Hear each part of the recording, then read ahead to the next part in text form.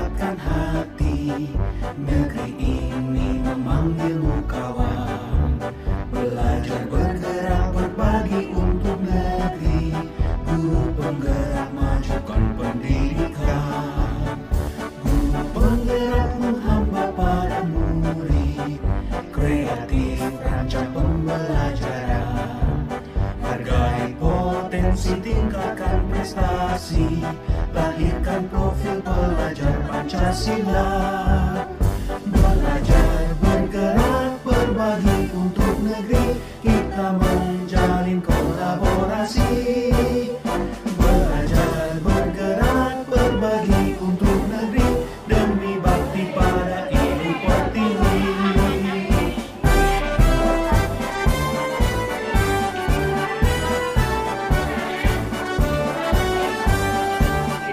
Bulatkan tekad, kuatkan hati. Negeri ini memanggilmu kawan. Belajar bergerak berbagi untuk negeri. Guru penggerak majukan pendidikan.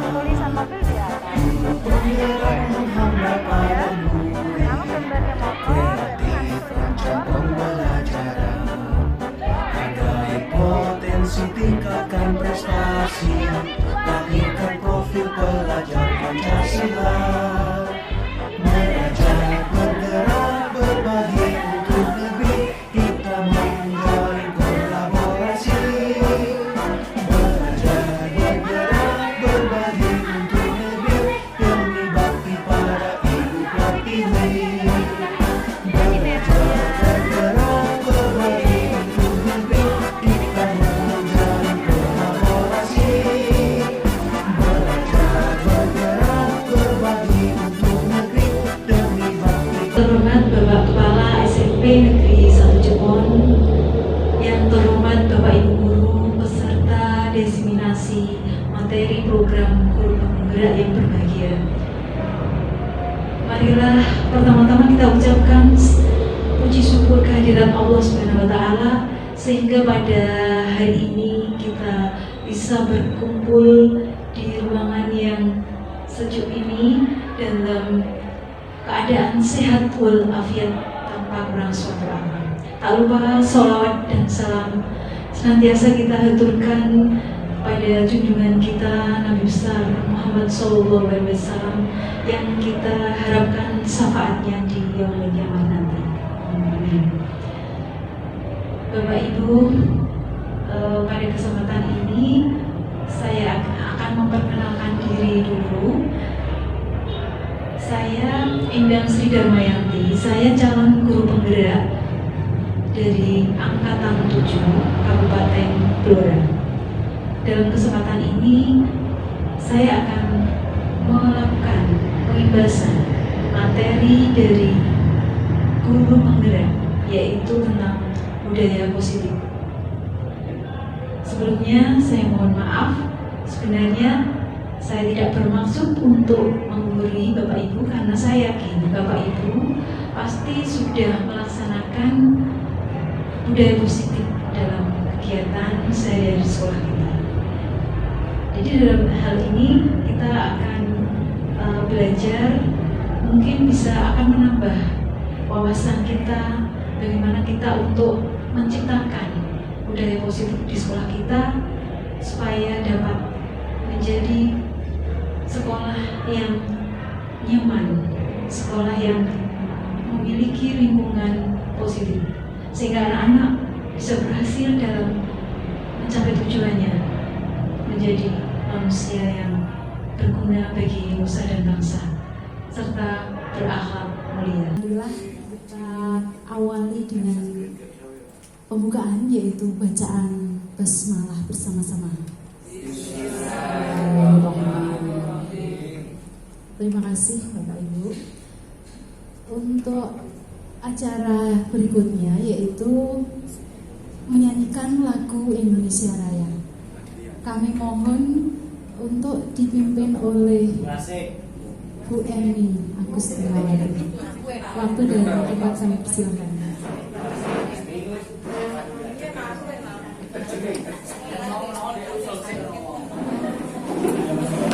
Kita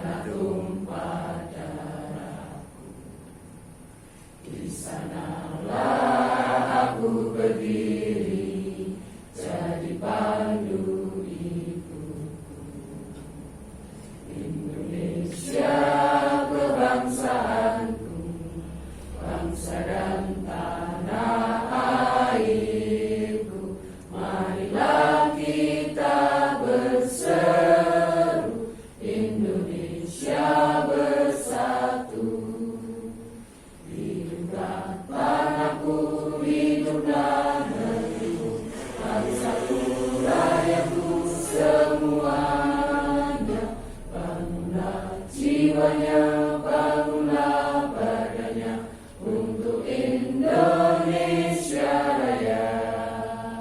Indonesia Raya, merdeka, merdeka, tanahku, negeriku yang ku cinta.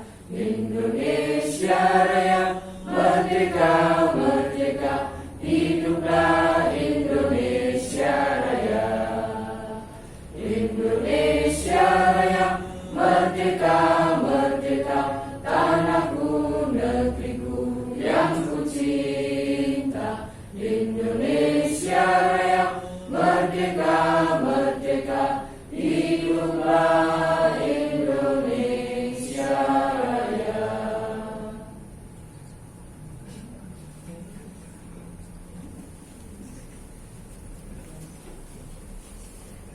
Terima kasih, Bapak Ibu dipersilahkan duduk kembali.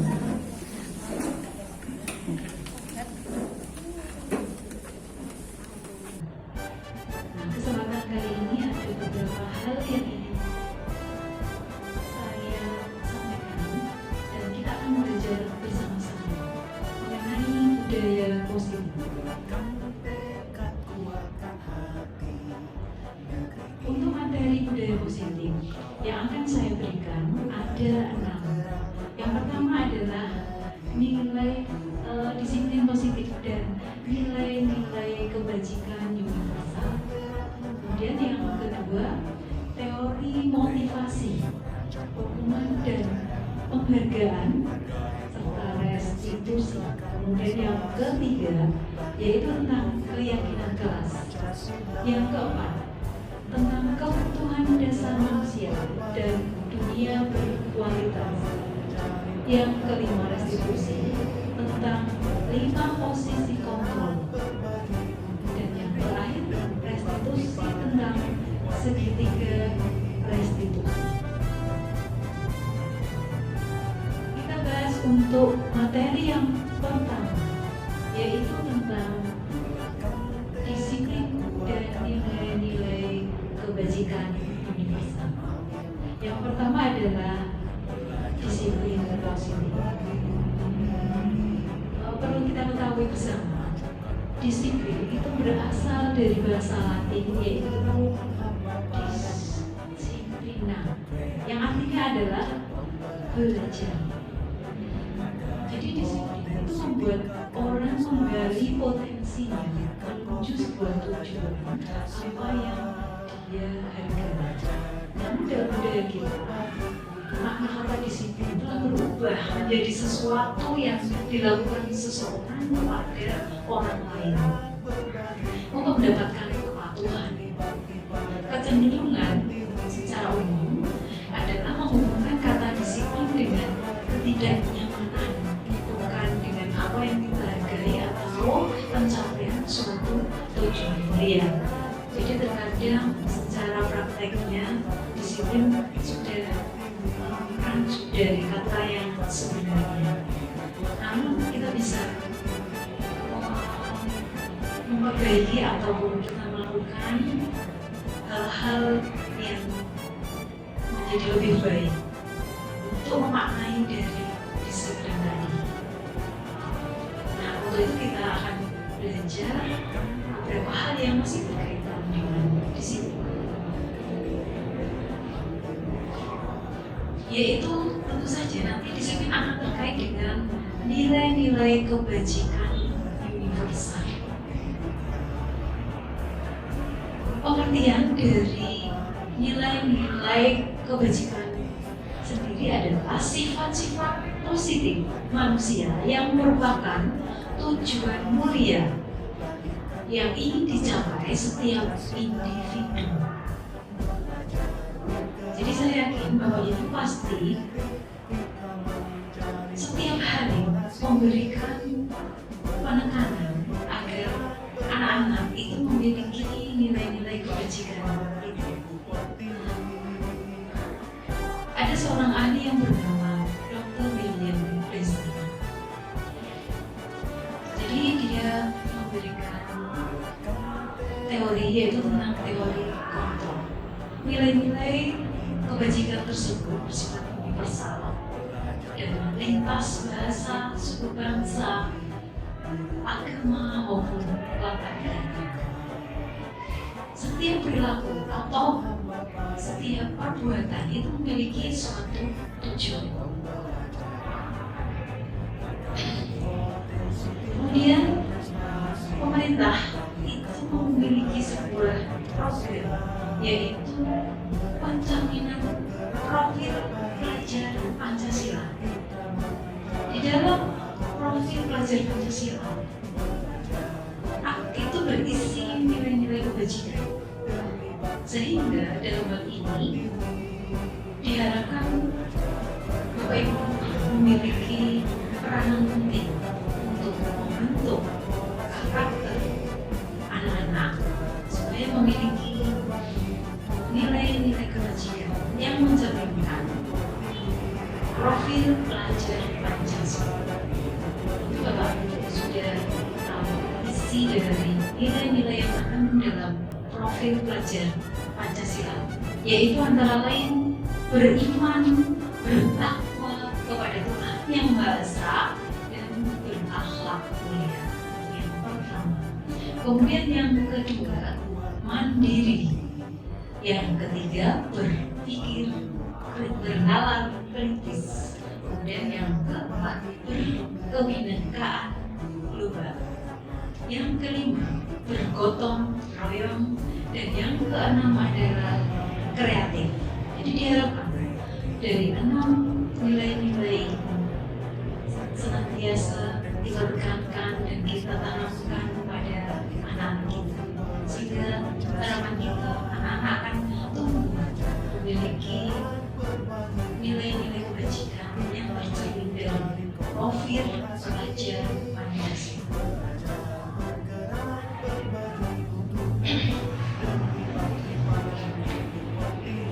Kemudian teori motivasi perilaku manusia. Kecenderungan kita memberikan motivasi kepada anak-anak, dan motivasi yang sudah tertanam pada anak-anak itu ada 2, yaitu motivasi eksternal dan motivasi internal. Kira-kira Bapak Ibu, yang lebih baik anak-anak itu memiliki motivasi eksternal apa internal? Ya, betul sekali. Jadi kecenderungan yang kita harapkan yaitu anak-anak memiliki motivasi internal. Karena seperti yang kita ketahui bersama, motivasi eksternal itu motivasi yang tumbuh karena faktor-faktor luar yang tentu saja memiliki tujuan yang berbeda dengan motivasi. Sedangkan motivasi ini tentu tumbuh dari dalam, dari diri sendiri. Jadi motivasi eksternal itu biasanya ada tujuan, yaitu untuk menghindari ketidaknyamanan atau hubungan. Dan yang kedua bisa untuk mendapatkan imbalan dari orang lain atau institusi lain. Sedangkan motivasi internal itu motivasi yang tumbuh dari dalam diri, mempunyai tujuan yang positif, yaitu untuk menghargai diri sendiri. Jadi itu yang diharapkan Bapak Ibu bisa menumbuhkan motivasi anak. Itu adalah motivasi internal. Untuk itu kita belajar bersama-sama bagaimana upaya kita agar anak-anak memiliki motivasi internal selama melakukan pembelajaran.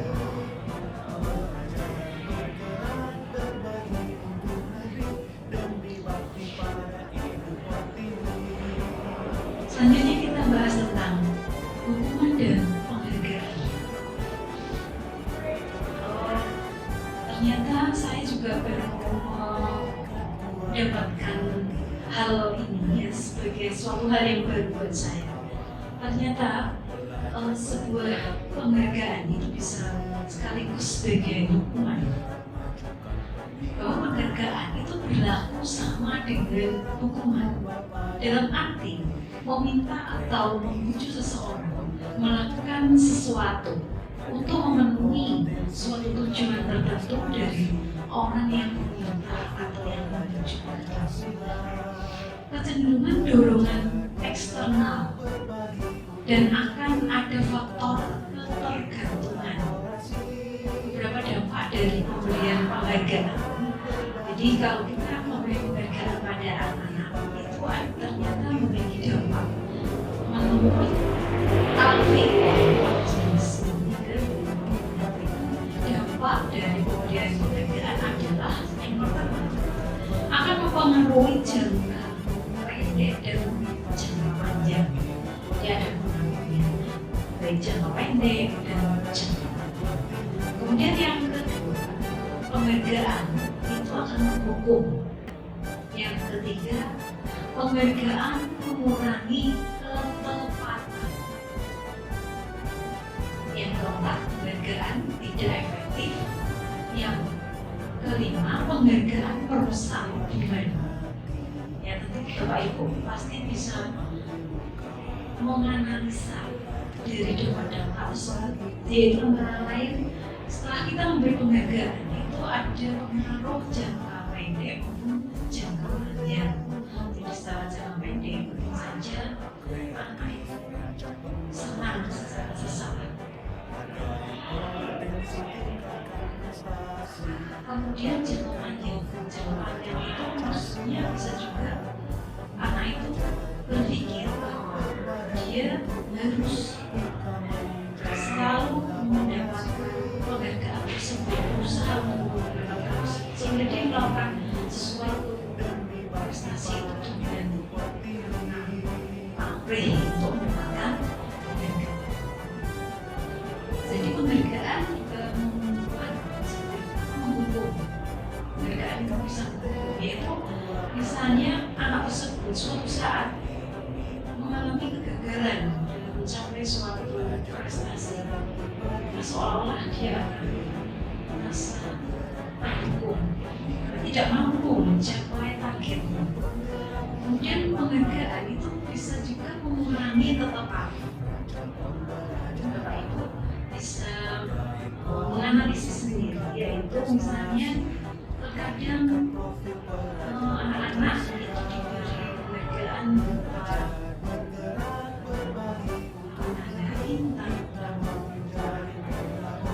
hadir. Kadang dia tidak selalu tepat ya, pada menjawab sudah mendapatkan. Kemudian penghargaan tidak efektif. Jadi penghargaan itu tidak membuat sesuatu itu nyaman dan mungkin akan membuat hal-hal di luar dugaan kita. Ada teman yang ada satu anak yang mendapatkan sudah nilai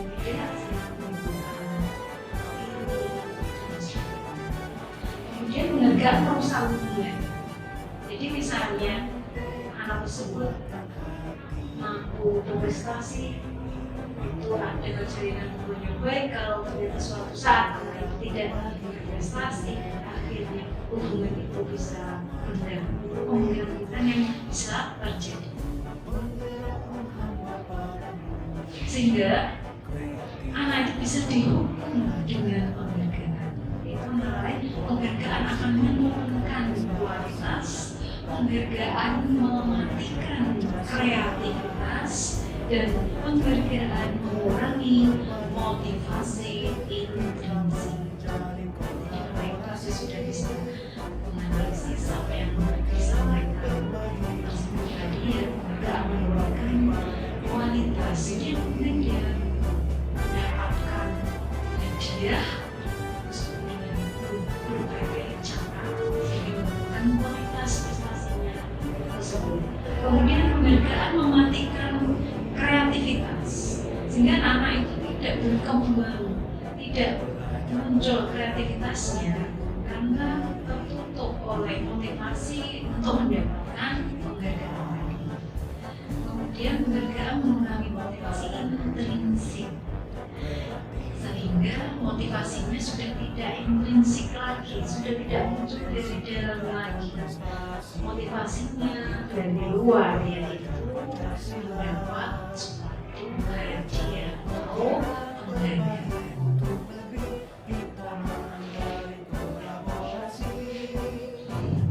Untuk bentuk-bentuk kebajikan apresiasi itu dalam memberikan apresiasi atau pengakuan, pujian, yaitu pengakuan secara khusus, pengakuan secara pribadi, pengakuan kepada semua murid bergantian, pengakuan secara konsisten, dan fokus pada proses.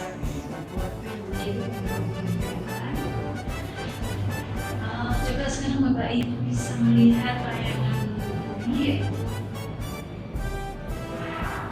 Ada beberapa tindakan, yaitu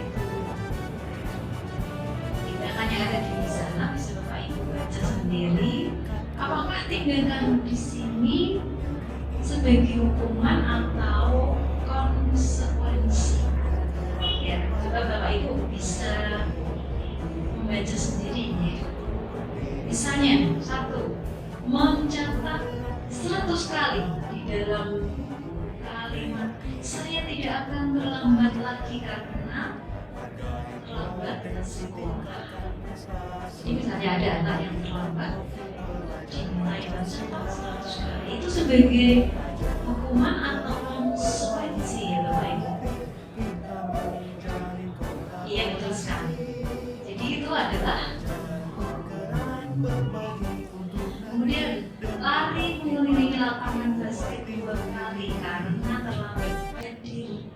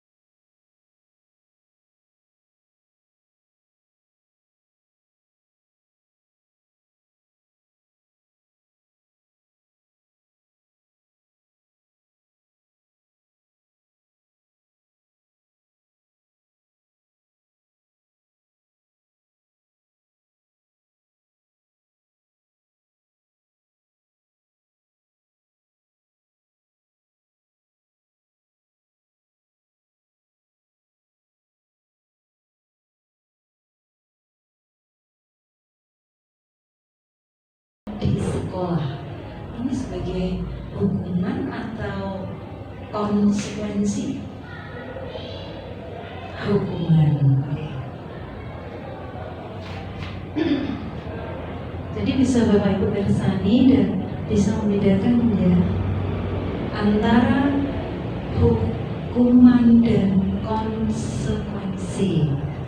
Saya murid diminta untuk push up 15 kali karena tidak menggunakan masker ke sekolah. Termasuk hukuman atau konsekuensi? Hukuman ya. Kemudian menggantikan kertas tugas teman yang telah dicoret-coret, hukuman atau konsekuensi?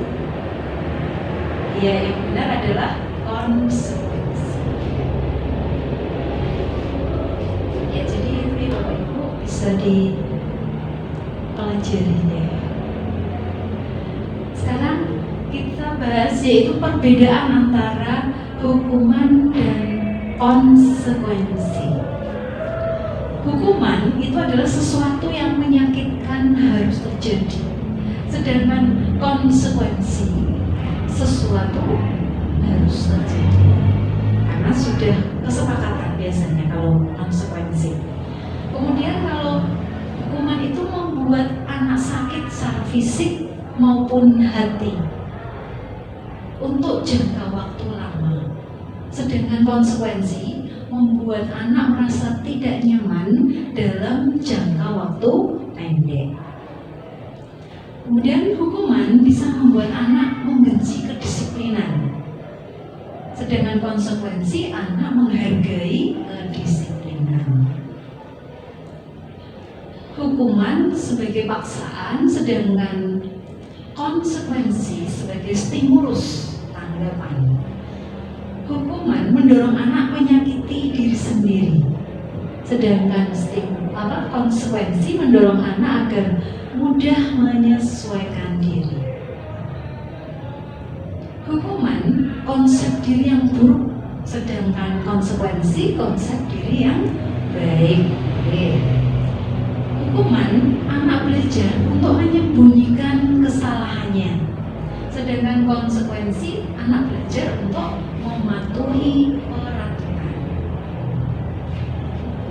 Kemudian hukuman itu membuat marah, rasa bersalah, dipermalukan, merasa tak dihargai, sedangkan konsekuensi kehilangan hak, dibuat tidak nyaman, diasingkan untuk sementara waktu.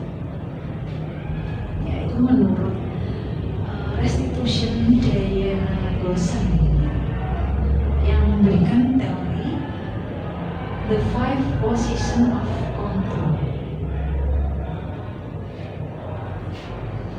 Nah, untuk berikutnya yaitu tentang restitusi. Tadi di awal sudah sering kata restitusi kita sebut di Bapak Ibu. Jadi sebenarnya restitusi itu apa? Restitusi adalah proses menciptakan kondisi bagi murid untuk memperbaiki kesalahan mereka sehingga mereka bisa kembali pada kelompok mereka dengan karakter yang lebih kuat. Nah, itu adalah restitusi. Mungkin Bapak Ibu baru mendengar istilah itu.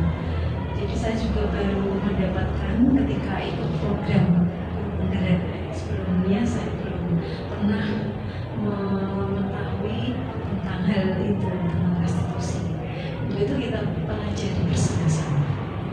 Restitusi itu merupakan proses kolaboratif yang mengajarkan murid untuk mencari solusi untuk masalah mereka dan membantu murid berpikir tentang orang seperti apa yang mereka ingin menjadi tujuannya, bagaimana mereka harus memperlakukan orang lain. Tujuan dari restitusi. Jadi ini beberapa contoh Bapak Ibu tentang hukuman, konsekuensi, dan restitusi. Jadi biasanya hukuman itu membuat identitas menjadi gagal, Sedangkan konsekuensi dan restitusi itu membentuk sebuah disiplin dan membuat identitasnya sukses. Contoh hukuman tadi sesuatu yang menyakitkan, sedangkan konsekuensi sesuatu yang harus terjadi. Dan restitusi itu merupakan pilihan. Kemudian hukuman tidak nyaman untuk jangka waktu panjang, dengan konsekuensi tidak nyaman untuk jangka waktu pendek, sedangkan restitusi menguatkan untuk murid atau anak dalam jangka waktu panjang. Kemudian hukuman itu membuat korban mendapatkan keadilan, sedangkan konsekuensi korban bisa diabaikan. Sedangkan restitusi korban mendapatkan ganti. Untuk hukuman, murid atau anak akan tersakiti, konsekuensi murid atau anak dibuat tidak nyaman, sedangkan restitusi murid atau anak mendapatkan penguatan. Kemudian hukuman, perilaku pasif agresifnya meningkat, dengan konsekuensi penguatan hanya bertahan dalam jangka waktu pendek, sedangkan restitusi itu masalah terpecahkan. Hukuman, sistem tidak akan berjalan bila murid tidak takut. Konsekuensi memerlukan monitoring dan supervisi terus-menerus dari guru, sedangkan restitusi murid belajar bertanggung jawab untuk perilakunya. Hukuman berlaku pada sebuah institusi, tidak berlanjut pada kehidupan nyata. Konsekuensi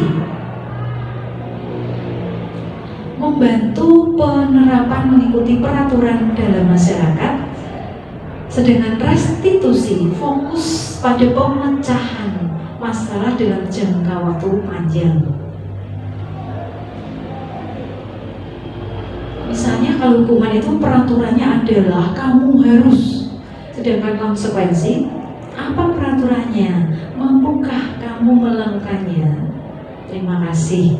Sedangkan restitusi, apa yang kamu yakini? Apa yang bisa kamu lakukan untuk memperbaiki masalah ini?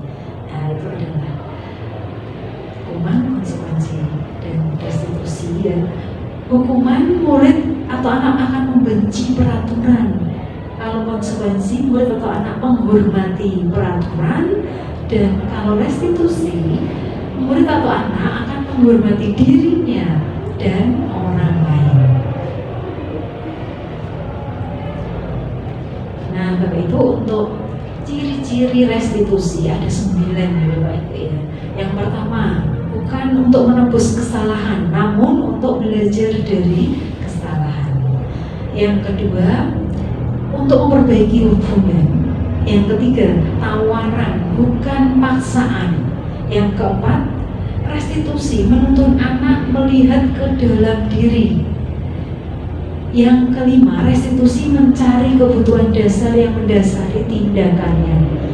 Yang keenam, restitusi diri adalah cara yang paling baik. Yang ketujuh, restitusi fokus pada karakter, bukan tindakan. Yang kedelapan, restitusi fokus pada solusi. Yang kesembilan, restitusi mengembalikan murid yang berbuat salah pada kelompoknya. Karena biasanya kadang-kadang anak-anak yang salah itu akan dikucilkan oleh temannya. Kalau kita melakukan penanganan dengan cara restitusi, anak yang salah akan tetap bisa masuk pada kelompoknya dengan karakter yang lebih kuat karena dia memperbaiki kesalahan dari dirinya sendiri. Untuk materi berikutnya yaitu keyakinan kelas. Bapak Ibu, mengapa kok tidak peraturan saja? Mengapa harus keyakinan kelas? Mengapa kita memiliki peraturan harus menggunakan helm bila mengendarai kendaraan roda 2, Kenapa kita memiliki peraturan 3M, menggunakan masker, mencuci tangan, menjaga jarak 1,5 meter? Kenapa kita memiliki peraturan harus datang tepat waktu pada saat mengikuti pelatihan? Jadi itu adalah peraturan. Nah, untuk mendukung motivasi intrinsik, kembali ke nilai-nilai atau keyakinan-keyakinan untuk menggerakkan seseorang dibandingkan mengikuti serangkaian peraturan-peraturan, sehingga dibuatlah keyakinan kelas. Sehingga sekarang coba Bapak Ibu kita pelajari perbedaan antara peraturan dan keyakinan kelas yang kita terapkan. Contohnya yaitu misalnya peraturan selalu kembalikan buku ke tempatnya, itu adalah peraturan. Untuk keyakinan kelas itu mempunyai nilai tanggung jawab. Jadi membuat keyakinan kelas itu cukup ditulis tanggung jawab atau anak bertanggung jawab. Itu sudah mencakup semua hal, termasuk mengembalikan buku pada tempatnya. Kemudian dilarang mengganggu orang lain, itu adalah peraturan. Kalau di keyakinan kelas cukup dengan kalimat menghormati orang lain. Kemudian dalam peraturan tertulis hadir di sekolah 15 menit sebelum pembelajaran dimulai. Untuk keyakinan kelas bisa menghormati orang lain atau berkomitmen. Kemudian misalnya peraturan dilarang melakukan kekerasan, itu dengan keyakinan bisa dibuat kalimat keselamatan atau menghormati orang lain. Kemudian dilarang menggunakan narkoba, itu peraturan. Dalam keyakinan kelas bisa dibuat kesehatan. Misalnya kita harus menjaga kesehatan, sehingga tidak perlu untuk menggunakan narkoba atau obat-obat yang terlarang lainnya. Kemudian kalau peraturan bergantian atau menunggu giliran, kalau dalam keyakinan itu sudah termasuk menghormati orang lain atau bersabar. Kemudian kalau peraturan gunakan masker, kalau dalam keyakinan itu juga bisa masuk ke kesehatan tadi, kesehatan atau keselamatan. Contoh lain lagi, peraturan jangan berlari di kelas atau koridor. Untuk keyakinan kelas itu sudah masuk pada keselamatan. Jagalah keselamatan dan keamanan. Nah, itu sudah masuk di dalam lari tadi, itu tidak perlu ditulis ya. Sehingga semua hal yang mengganggu keselamatan itu semua sudah ada di keyakinan kelas, tidak boleh dilanggar. Nah, Bapak Ibu, sekarang kita belajar tentang kebutuhan dasar manusia. Pada dasarnya, pada intinya, manusia itu memiliki 5 kebutuhan dasar. Kebutuhan dasar yang pertama itu adalah bertahan hidup. Sehingga kalau di gambar tersebut posisinya ada di tengah, Bapak Ibu ya, ada di tengah sebagai inti bertahan hidup. Kemudian yang kedua adalah kasih sayang dan rasa diterima. Nah, itu ada kebutuhan dasar yang kedua. Jadi anak-anak membutuhkan itu ya, kita semua ya. Dalam hal ini anak-anak yang membutuhkan rasa kasih sayang dan diterima. Jadi Bapak Ibu harus memberikan kasih sayang, perhatian, itu termasuk di dalamnya, dan rasa diterima sehingga dia bisa nyaman berada di sekolah mengikuti kegiatan pembelajaran. Kemudian yang ketiga adalah penguasaan. Penguasaan dalam hal ini banyak hal, antara lain menguasai ilmu pengetahuan ya. Jadi dia akan tahu banyak hal, mempunyai kemampuan, keterampilan. Kemudian yang keempat adalah kesenangan. dalam hal ini anak-anak ya Bapak Ibu. Anak-anak itu akan merasa nyaman mengikuti kegiatan itu dalam kondisi senang. Jadi dia senang, dia mendapatkan kesenangan, itu merupakan kebutuhan dasar. Sedangkan yang terakhir, yang kelima adalah kebebasan. Jadi anak-anak itu cenderung ingin bebas, merdeka. Maksudnya dalam hal ini adalah anak tidak mengharapkan adanya paksaan atau intimidasi atau tekanan ya. Jadi dia mengharapkan bisa bergerak bebas sehingga bisa berpikir jernih, bisa berinovasi, berpikir kreatif, menimbulkan kreativitas, berpikir kritis dan sebagainya. Itu merupakan kebutuhan dasarnya anak manusia ya. Kemudian Bapak Ibu, untuk kegiatan di sekolah itu banyak sekali. Tentu saja kita akan sering menghadapi banyak hal. Salah satunya adalah dalam sekolah itu pasti akan muncul permasalahan, baik itu dilakukan oleh anak-anak maupun rekan guru atau rekan yang sejawat yang lain. Nah, untuk mengatasi atau memecahkan permasalahan itu bisa dilakukan dengan menempatkan diri kita sebagai ada 5 posisi, yaitu 5 posisi kontrol. Ada 5, yang pertama adalah sebagai penghukum, yang kedua pembuat rasa bersalah, yang ketiga sebagai teman, yang keempat sebagai pemantau, yang kelima sebagai manajer. Nah, Bapak Ibu sudah melakukan atau menempatkan posisinya sebagai apa biasanya? Sudah pernah menjadi sebagai penghukum ya tentu Bapak Ibu. Saya sendiri dulu sering sebagai penghukum. Bisa juga pernah sebagai teman juga ya Bapak Ibu ya. Atau bisa juga mungkin Bapak Ibu sudah langsung sebagai manajer. Nah, coba di antara kelima posisi kontrol itu kira-kira yang paling baik itu posisi yang mana ini?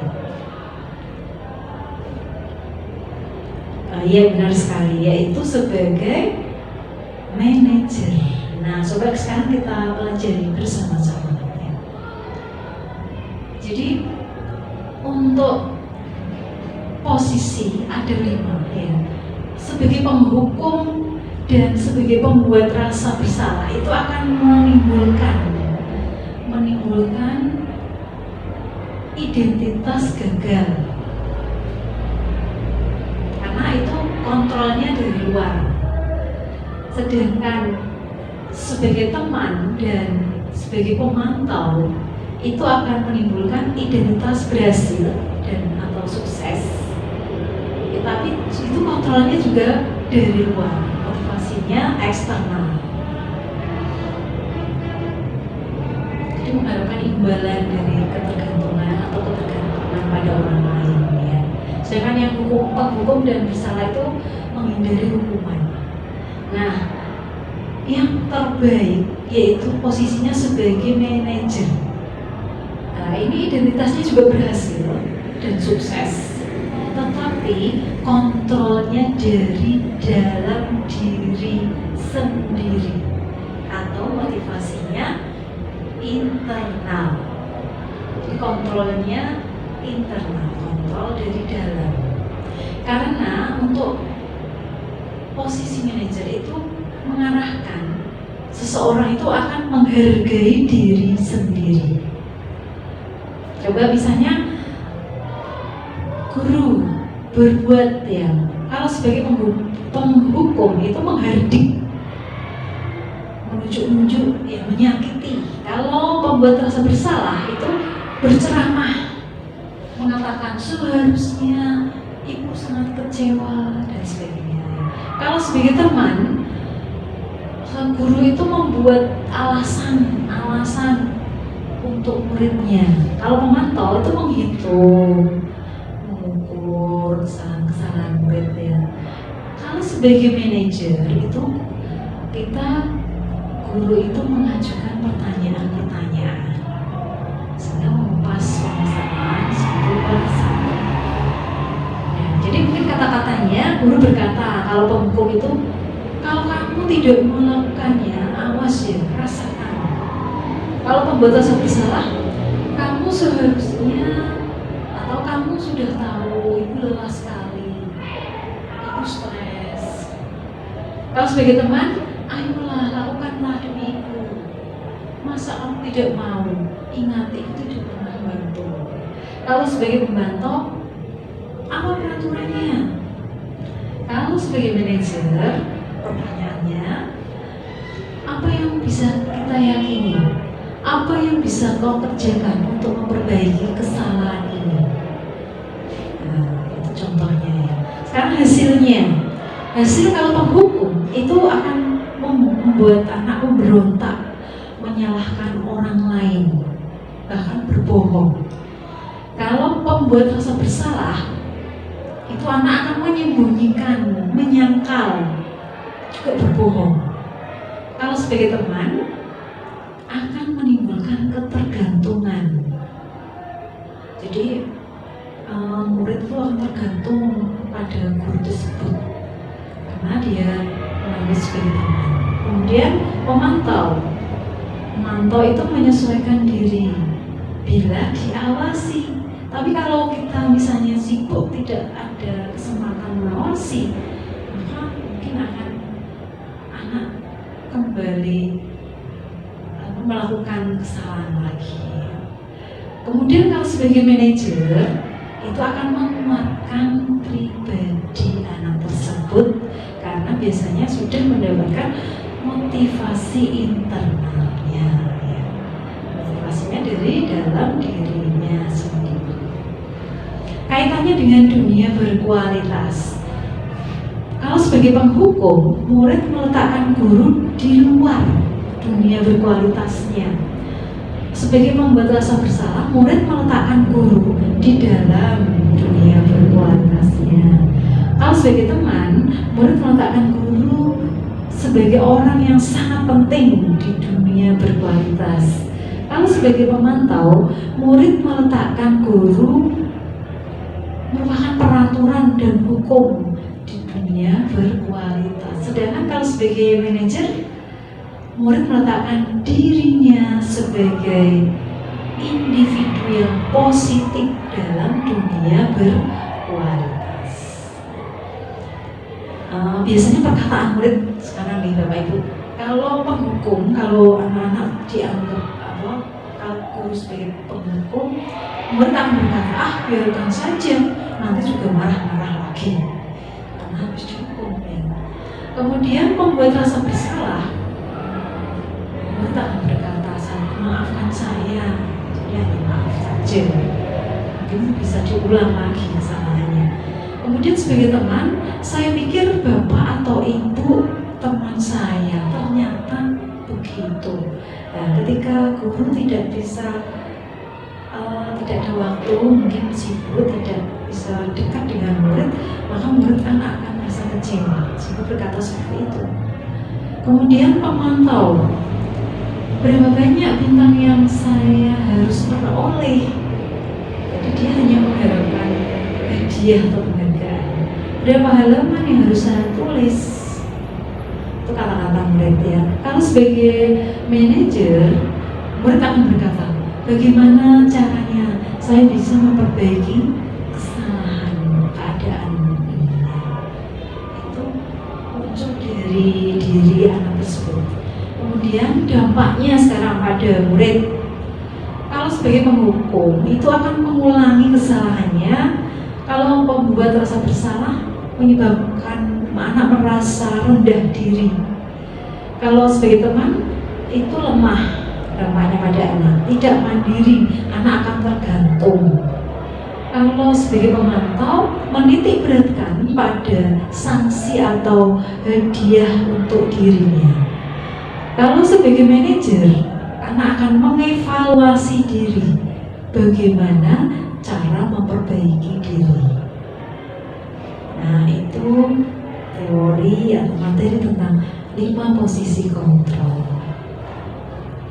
Nah, ini contohnya. Contohnya, pernyataan saya kecewa sekali dengan kamu, itu berarti membuat rasa bersalah. Itu akan berkata demikian ya. Kalau sebagai penghukum berkata kamu tidak pernah benar melakukan ya. Jadi akan dihukum ya. Yang paling baik yaitu sebagai manajer, bagaimana kamu bisa menyelesaikan masalah ini ya. Jadi seperti itu nih Bapak Ibu. Nah, sekarang kita akan belajar tentang segitiga restitusi. Bapak Ibu tentu tahu segitiga ya. Tentu kalau segitiga itu mempunyai berapa sisi ya Bapak Ibu? Iya benar, tentu saja 3 sisi. Nah, sekarang kita pelajari yaitu segitiga restitusi. Nah, segitiga restitusi kita mulai dari dasar dulu nih Bapak Ibu, yaitu dari bawah. Ada 3 langkah. Yang pertama adalah menstabilkan identitas. Bagaimana caranya Bapak Ibu? Yaitu caranya salah satunya begini ya. Setiap orang pasti pernah melakukan kesalahan. Nah, itu kata-kata yang mungkin bisa disampaikan oleh Bapak Ibu ketika menggunakan segitiga restitusi. Yaitu yang pertama menstabilkan identitas, atau bisa dengan kata-kata lain itu kamu bukan satu-satunya yang pernah melakukan ini. Jadi menguatkan anaknya Bapak Ibu. Kemudian yang kedua adalah validasi kebutuhan. Jadi langkah yang kedua itu memvalidasi kebutuhan anak. Jadi anak-anak kebutuhan yang belum terpenuhi apa sehingga dia melakukan suatu kesalahan. Nah, itu divalidasi. Itu dengan kata-kata yaitu kamu tentu punya alasan mengapa melakukan ini. Atau adakah cara yang lebih efektif untuk mendapatkan apa yang kamu butuhkan? Nah, itu bisa disampaikan pada anak. Itu termasuk validasi kebutuhan. Kemudian yang ketiga adalah menanyakan keyakinan. Nah, sehingga Bapak Ibu tentunya harus melakukan atau membuat keyakinan kelas dulu sehingga bisa diambil keyakinan mana yang dilanggar oleh anak tersebut. Yaitu bisa ditanya dengan nilai-nilai apa yang telah kita sepakati. Jadi ditanyakan kembali ya, Bapak Ibu bisa menanyakan anak nilai-nilai apa yang sudah disepakati. Atau kamu ingin menjadi orang seperti apa. Jadi keyakinan anak itu melakukan itu sebenarnya besok ingin menjadi apa ya. Jadi itu adalah teknik dalam mengatasi sebuah permasalahan yang dihadapi di sekolah dengan menggunakan segitiga restitusi. Ya, ini bisa kita pelajari yaitu menstabilkan identitas. Menstabilkan identitas itu untuk membuat anak merasa lega, anak berbuat salah, menjadi positif terhadap dirinya. Contohnya, guru berkata, berbuat salah itu hal yang manusiawi. Atau tidak ada manusia yang sempurna. Atau juga yang lain, Bapak Ibu juga pernah berbuat salah dan sebagainya. Bapak Ibu bisa membaca sendiri ya yang lainnya. Banyak kalimat yang mungkin bisa dibuat yang sebagus mungkin. Kemudian yang kedua yaitu validasi kebutuhan. Dengan memvalidasi kebutuhan, membantu murid mengenali basic need atau kebutuhan dasar yang ingin dipenuhi ketika melakukan kesalahan itu. Ya, seperti yang saya sampaikan tadi ya. Pada dasarnya setiap tindakan manusia tujuannya adalah memenuhi kebutuhan dasar. Apakah itu penguasaan, kebebasan, kasih sayang, rasa diterima, kesenangan, atau bertahan hidup. Ya, seperti yang sudah kita bahas tadi, ada 5 gitu itu kebutuhan dasar anak. Untuk kata-kata yang bisa disampaikan guru, yaitu guru bisa berkata, kamu bisa saja kan melakukan hal yang lebih buruk, tetapi kamu tidak melakukannya, kan? Atau kamu pasti punya alasan mengapa melakukannya, atau apa yang penting bagi kamu, tanyakan ya. Kemudian bisa juga kamu boleh tetap berusaha menjaga sikap itu, tetapi tambahkanlah sikap yang lain yang baru. Atau bisa juga, maukah kamu belajar cara lain untuk mendapatkan apa yang kamu butuhkan tanpa harus berbuat salah tadi, yang memukul atau yang lainnya. Kemudian yang ketiga adalah menanyakan keyakinan. Menanyakan keyakinan, anak melihat kesalahannya dihubungkan dengan norma sosial dan nilai-nilai yang mendasari manusia berinteraksi dengan orang lain. Mungkin kata-kata yang bisa disampaikan dulu yaitu, apa nilai yang kita percaya di kelas atau di sekolah kita? Nilai-nilai universal apa yang telah kita sepakati? Kelas yang ideal itu seperti apa sih? Kamu ingin menjadi anak seperti apa? Atau apa yang kamu rasakan ketika kamu melakukan itu? Kamu menjadi orang seperti apa? Itu banyak sekali ya Bapak Ibu, silahkan mungkin bisa merangkai kata-kata yang lebih pas untuk anak-anak agar anak-anak menyadari tentang keyakinan yang telah dilanggar tersebut. Jadi saya kira itu yang saya sampaikan. Mungkin banyak kesalahan yang saya sampaikan, jadi saya mohon maaf yang sebesar-besarnya. Mudah-mudahan apa yang kita pelajari bersama ini bermanfaat bagi kita semua, khususnya untuk meningkatkan kualitas pendidikan, untuk mengajak dan mengarahkan anak menuju kesuksesan demi kemajuan pendidikan di negara kita tercinta ini. Akhirul salam, wassalamualaikum warahmatullahi wabarakatuh.